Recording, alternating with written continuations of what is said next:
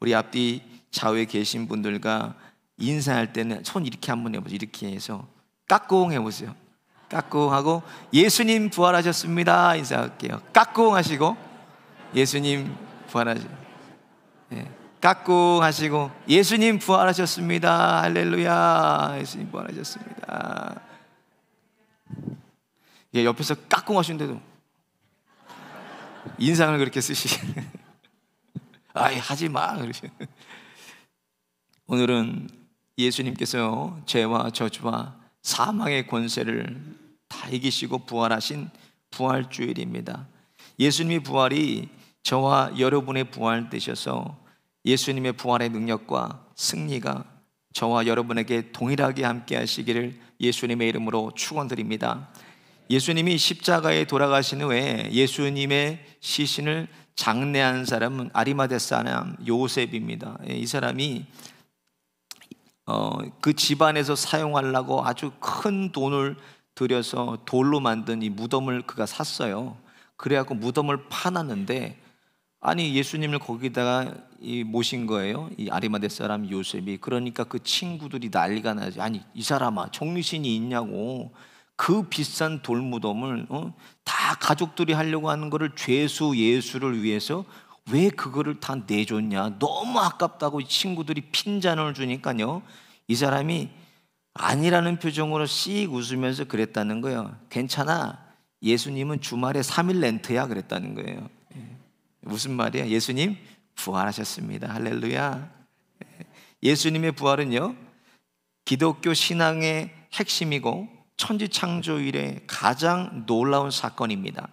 지금까지 세상에 어떠한 종교의 창시자도 죽어서 부활한 사람은 없어요. 예수님밖에 없습니다.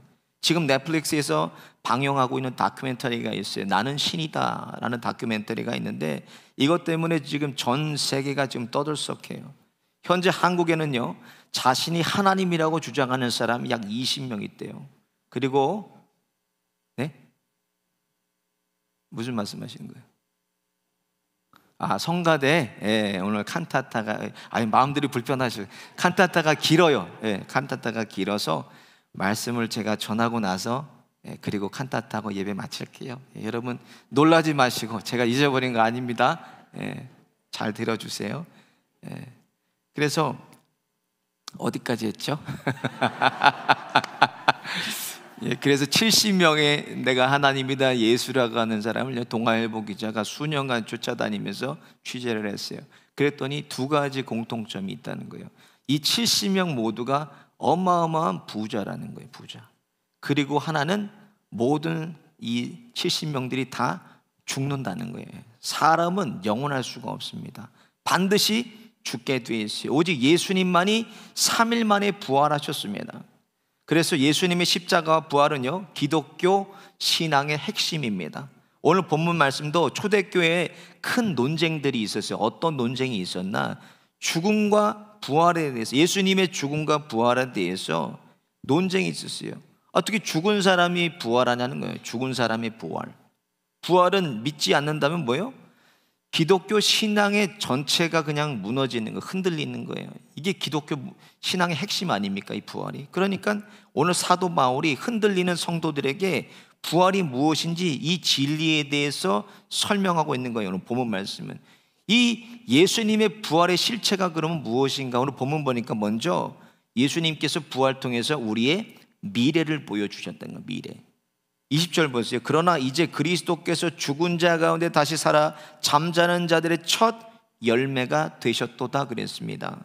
잠자는 자들, 죽은 자들의 첫 열매가 되셨다는 것은 예수님께서 우리의 미래를 보여주셨다는 거예요. 너희들도 죽으면 이렇게 될 거야 라고 보여주셨어요. 계시록 20장과 21장에 보면요 마지막 때 예수님께서 재림하십니다. 그럼 잠자던 성도들이 다 깨어서 일어나서 신비한 몸으로 변화되어져서 내려온 새하늘과 새 땅에서 영원토록 예수님과 함께 영생 복락하면서 계시록이 끝나요.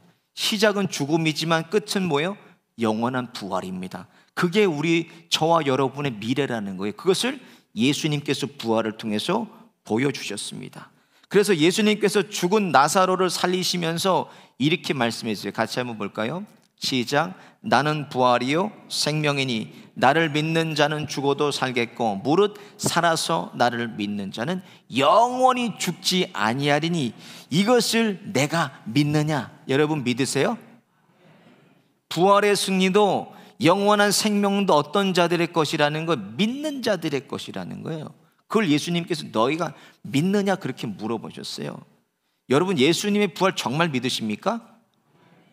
부활은 믿는 자들의 부활이요 믿는 자들의 승리요 믿는 자들의 생명인 거예요. 이 부활은요. 믿지 않는 자들은 부활은 아무 의미가 없어요. 그냥 교회 다니는 사람들이 달걀 나눠주고 달걀 먹는 날, 그 정도로 생각할 거예요. 오늘 보면 14절에도 그리스도께서 만일 다시 살지 못하셨으면 우리의 전파하는 것도 헛것이요 또 너희 믿음도 헛것이라고 말씀했어요. 부활을 부정하면 우리의 믿음 전체를 다 부정한다는 거예요. 예수 믿을 필요가 없고 이렇게 나올 필요가 없는 거예요. 여러분 성경을 또 믿을 수 있겠어요? 못 믿습니다. 그래서 부활은 믿는 자들의 부활인 거예요. 저와 여러분의 부활입니다.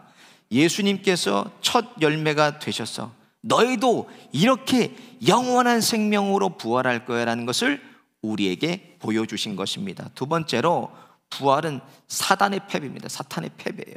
17절 18절 보니까 그리스도께서 다시 사신 것이 없으면 너의 믿음이 헛되고 너희가 여전히 죄 가운데 있을 것이요 또한 그리스도 안에서 잠자는 자도 망하였으리니 이렇게 기록이 되어 있어요. 예수님의 부활이 없다면 여전히 우리가 죄의 권세 아래 있었다는 거예요. 죄의 종로로 타다가 영원한 지옥으로 갈 사람들이 우리라는 말씀입니다. 그런데 예수님께서 요한복음 16장 33절에 이렇게 말씀했어요. 같이 한번 볼까요? 시작. 이것을 너에게 이름은 너희로 내 안에 평안을 누리게 하려 함이라. 세상에서는 너희가 환난을 당하나 담대하라. 내가 세상을 이겼노라 하시니라. 아멘. 세상을 이미 이기셨다고 말씀하신 것은 무엇을 통해서 이기셨다는 거예요? 예수님의 부활을 통해서 사단의 권세를 예수님께서 이기셨다는 거예요. 그러니까 예수님의 십자가 죽음과 부활로 이미 사단의 권세를 예수님께서 다 쳐부셨다는 거예요. 그러니까 누가 패배자예요? 우리가 패배자가 아니라 사단이 패배자라는 거예요. 두려워할 필요가 없어요. 그래서 마귀는 예수님의 부활 때문에 예수님 이름 앞에 반드시 쫓겨가게 되어 있습니다. 이미 패배했을 뿐만 아니라 마지막 유황 불못에 던져질 것을 그놈들이 잘 알고 있다는 거예요. 그러니까 될 수만 있으면 우리를 두렵게 하고 우리를 시험하고 파괴하고 망가뜨리고 천덕꾸러기 같은 인생들로 마귀가 만들어가는 거예요.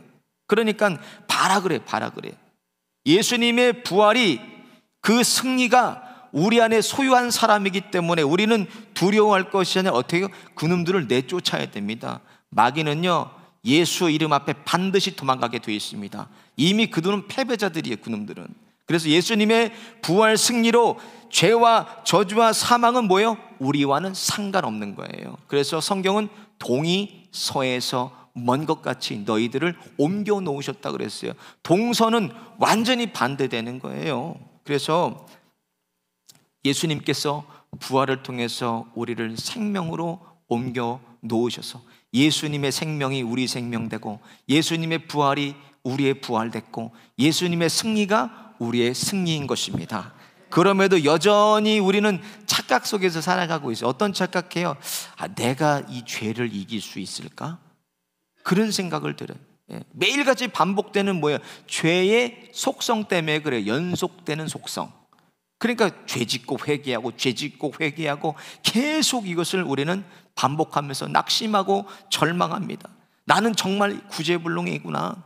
나 같은 사람을 누가 좋아하겠나? 나는 정말 장가가라도 갈 수 있을까? 나는 목사님 시집을 갈 수 있을까요? 그렇게 물어보시는 자매도 있어요. 여러분 속지 마세요. 이거 뭐예요? 마귀의 참소입니다. 로마서 7장의 24절에 보면 이렇게 기록되어 있어요. 오라 나는 곤고한 사람이로다. 이 사망의 몸에서 누가 나를 건져내랴. 바울도 이 반복적인 죄의 연속성 때문에 탄식했다는 거예요. 그럼에도 불구하고 오늘 본문 뒤에 이렇게 고백하고 있습니다. 같이 보겠습니다. 바울의 고백이에요. 15장 57절 시작. 우리 주 예수 그리스도로 말미암아 우리에게 이김을 주시는 하나님께 감사하노니. 결국 이김을 선포하고 하나님께 감사와 영광을 올려드렸습니다. 우리는 예수님의 부활을요, 귀로만 듣고 간접적으로 믿는 사람들이 아니라 부활을 우리 안에 소유한 사람들입니다. 그래서 여러분 믿으세요? 네, 저를 한번 따라해 보겠습니다. 예수님의 부활이 나의 부활이요 나의 승리다. 할렐루야. 마지막으로 부활을 통해서 예수님이 저와 여러분과 영원히 함께 하십니다. 오늘 보면 18절 19절 보세요. 우리 안에 누가 계시는지 분명하게 전제하고 있어요. 또한 그리스도 안에서 잠자는 자, 우리들이죠. 그리고 만일 그리스도 안에서, 그리스도가 우리 안에, 우리가 그리스도 안에 있다는 것을 전제하고 있어요. 무엇을 통해서? 20절 보세요. 이제 그리스도께서 죽은 자 가운데서 다시 살아 잠자는 자들의 첫 열매가 되셨기 때문에 이것을 통해서 우리에게 생명이 있고 이것을 통해서 우리에게 승리가 있는 것입니다. 그래서 부활의 첫 열매를 통해서 예수님의 생명이 저와 여러분 안에 들어와 있어요. 언제까지? 영원히 우리와 함께 하십니다. 마태복음 28장 20절에 뭐라고 약속했어요? 시작. 내가 세상 끝날까지 너희와 항상 함께 있으리라. 아멘. 우리와 영원히 함께. 그러면 저와 여러분의 주인이 누구세요? 예수 그리스도입니다. 예수 그리스도가 우리 주인이에요. 예수께서 내 안에 계심에도 내가 여전히 주인 노릇하고 내 마음대로 내 뜻대로 그냥 살려니까 뭐예요? 죄와 저주와 사망에서 우리가 벗어나지를 못하는 거예요. 전적인 예수님의 부활의 능력으로만 이것들을 우리가 벗어날 수가 있습니다. 부활을 믿으면서도 내 안에 생명이 있으면서도 전적으로 주님께 맡기지 못하고 내 능력으로 살아가니까 여전히 실패하고 좌절하고 낙심하고 낙담하고 천덕꾸러기 같은 인생을 우리가 살아가고 있는 거예요. 사망의 음침한 골짜기를 지나가면서 사망의 그늘에 내가 앉아 있어도 뭐예요? 내가 여전히 주인이라는 거예요. 주인이 아직 바뀌지는 않았습니다. 그래서 바울이 죽으라 그랬어요. 죽으라고. 예, 어떻게 죽으라 그래? 뭐 이렇게 죽으라는 게 아닙니다. 바울이 죽으라고 얘기한 것은 갈라디아 볼까요? 갈라디아 2장 20절 시작. 내가 그리스도와 함께 십자가에 못 박혔나니 그런즉 이제는 내가 산 것이 아니요 오직 내 안에 그리스도께서 사신. 이거는 바울이 죽으라는 거는 내가 죽으면 다시 예수님께서 나를 영원히 살리신다는 의미예요. 가정에서 죽고 자녀들에게 죽고 남편이 죽고 아내가 죽고 직장에서도 죽고 교회에서도 죽어야 돼요. 뭐 교인들 보면 애들 때문에 못 살겠습니다. 우리 엄마 때문에 목사님 너무 힘들어요. 우리 남편 때문에 그냥 죽고 싶어요. 이런 분들이 있는데요. 문제는 누구 문제예요? 모든 문제는 내가 안 죽어서 그러니까 내가 안 죽고 여전히 예수 믿으면서도 옛사람이 내 안에서 펄펄 뛰고 있으니까는 그게 문제인 거예요. 내가 죽어야 돼. 내가 죽으면 예수님께서 다시 나를 살리십니다. 가정에서, 일터에서, 자녀에게서, 부모에게서, 교회에서도 우리를 살리시는 거예요. 그러니까 맡기고 내려놓고 포기하기를 우리는 몸부림치면서 살아요. 소유하기를 몸부림치는 게 아니라 포기하기를 몸부림치면서 살아야 돼요. 그게 부활의 능력을 소유한 사람들입니다. 예수님께서 우리를 위해서 십자가도 감당해 주셨는데 뭐를 못 감당해 주시겠어요? 근데 여전히 내가 문제를 가지고 몸부림치니까 이게 풀리겠습니까? 사람은요, 전적인 타락으로 인해서요, 우리 스스로의 힘으로 죄를 이길 수가 없습니다. 어떤 나쁜 습관도 우리 힘으로 끊을 수가 없는 거예요. 술, 담배, 죄는 아니지만 우리 몸이 주님의 성전이기 때문에 거룩하게 우리의 몸을 우리가 잘 지켜야 돼요. 관리해야 돼요. 그런데 이 나쁜 습관들이 있다는 거예요. 가끔씩 예수 믿으면서도 술, 담배 때문에 고민하는 분들을 봐요. 심지어는 장로님들도 이런 분들이 계세요. 안수 집사님도 이런 분들이 계세요. 한 장로님은요, 실제요, 담배를 못 끊으셨어요. 장로님 되셨는데 작년에 팬데믹 때 이제 담배가 너무 피고 싶으시니까 근데 원칙이 있다는, 원칙이 뭐냐? 동네에서는 내가 절대 담배 피지 않는다. 예, 사람들이 알아보면 어떻게 해요? 그러니까는 안 피는데 너무 피고 싶으셔가지고 이 복면, 겨울이어서 복면 방한 마스크를 이렇게 쓰셨대요. 쓰시고 장갑을 끼고 완전 무장을 해서 아파트 공터에 가가지고요, 담배를 저거 어떻게 담배를 맛있게 막 피고 있었나 봐요, 이 장모님이. 근데 갑자기 뒤에서 누가 불을 빌려, 저기 죄송한데 불 좀 빌려 주실 수 있어요? 그러고 돌아보니까 장모님 그러는 거야. 저거 썼는데도. 아이고 이 집사. 예. 끊는 방법은 간단해요. 여러분 어떻게 끊습니까? 이거를 하나님께 의도적으로 가까이 가려고 몸부림치면 세상은 저절로 멀어지는 거예요. 하나님께로 몸부림쳐야 돼요. 주님께로 돌아가기를 몸부림쳐야 돼요. 부활이고 생명이신 예수님이 우리 안에 계시는데 저와 여러분을 그냥 두시겠어요? 가만히 두지를 않으십니다. 주님께서 우리를 살아주세요. 그래서 로마서 8장의 바울의 고백처럼 우리에게는 항상 주님께서 피할 길을 내시고 우리를 지키시고 우리를 세워주시고 우리와 함께 하십니다. 누가 우리를 그리스도의 사랑에서 끊으리요? 환난이나 공고나 핍박이나 기근이나 적신이나 위험이나 칼이나, 그러나 이 모든 일에 우리를 사랑하시는 이로 말미암아 우리가 넉넉히 이기느니라 그랬어요. 죄와 저주와 사망의 권세를 다 이기시고 부활하신 예수님께서 저와 여러분과 함께 하십니다. 예수님을 주인으로 모시고 세상의 고난과 환난이 와도 우리의 미래를 보여주셨기 때문에 그 이름을 붙들고 마귀를 쳐부수시고 승리하신 그 예수의 부활이 저와 여러분에게 영원히 함께 하시고 저와 여러분 살아주시기를 예수님의 이름으로 축원드립니다. 아멘. 우리 같이